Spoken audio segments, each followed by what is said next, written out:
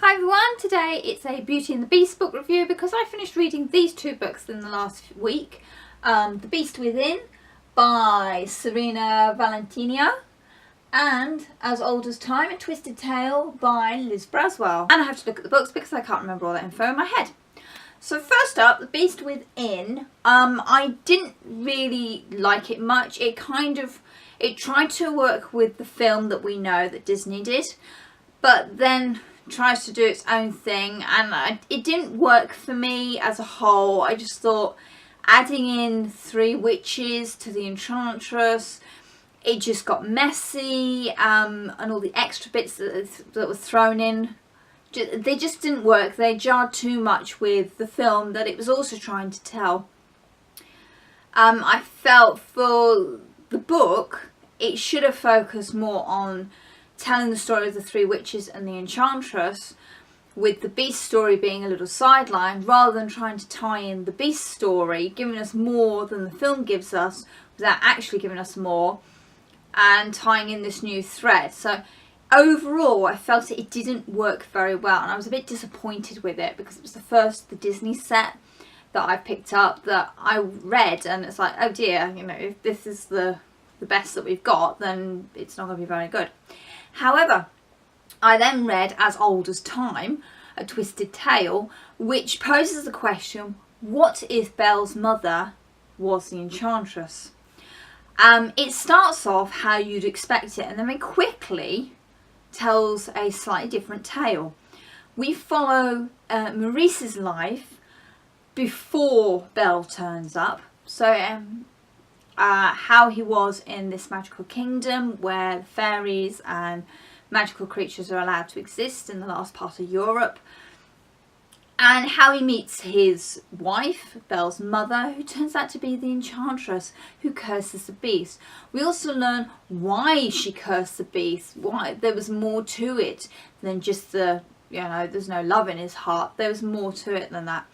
What's also nice is interspersed between these chapters is Belle's story from the film. So it starts off with the film that we know and love, and then at the point where Belle enters the West Wing, things drastically change from the film, and we're suddenly in its own story. So it takes the premise of the Beauty and the Beast film and then walks off in a completely different direction with it. And for me, it worked really well because it was still true to the film, but it took the tale somewhere that I wasn't expecting it quite to go. And to be honest, at one point I was sitting there thinking, my gosh, this is as dark as the beginning of Return to Oz. It really reminded me of that scene where Dorothy's about to get electric shock therapy. And it was quite dark and sort of menacing. And the whole tone of the book shifted at that point where Belle sees the rose. What worked really well is that these 2 storylines end up mingling together to give us a complete story from Belle's point of view, from the Beast's point of view, and from the Enchantress's point of view. And the way the tale ended up was really good. I actually found it quite a satisfying ending, and it wasn't the simple, oh, the good looking guy is actually jealous so he's going to end up dying. It was more than that. It was really well created and looked at how people can turn a blind eye when they don't want to see the bad things that are happening because it doesn't affect them. How people can have monsters living around them without actually knowing or caring or wanting to know that there are monsters around them. And those that we label as monsters because they're different actually aren't. I thought it did that whole prejudice thing really good. I know a lot of people say Beauty and the Beast the film is about Stockholm syndrome and Belle falls in love with her captor.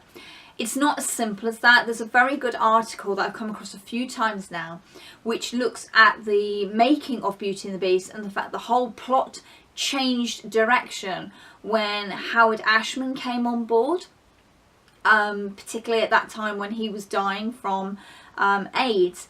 And so he brought his perspective on being an outsider to society and how that felt, and he placed that within Belle's and the Beast's perspective, and so it was more a love story of 2 outsiders coming together not Stockholm Syndrome. And I like that theory, and for me it makes a lot more sense than a prisoner falling in love with their captor. That's not what Belle and the Beast do. For them, their love is a coming together of two outsiders, and I really like that. And a lot of that is reflected in As Old as Time. That whole Belle's an outsider, she doesn't fit in. The Beast is an outsider, he doesn't fit in.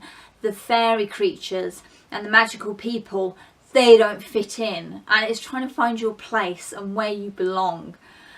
So I really like that aspect of the story. So on the whole, if you've got As Old as Time, I mean, I've got a reprinted edition here with quite a fabulous cover. It's got Lumiere's candelabra with all the smoke coming out. Book fell off the shelf. So it's got Lumiere's candelabra with all the smoke coming out, and I think that's really nice. There is another version of this, but I can't quite recall what it looks like at the moment, but that's an earlier publication.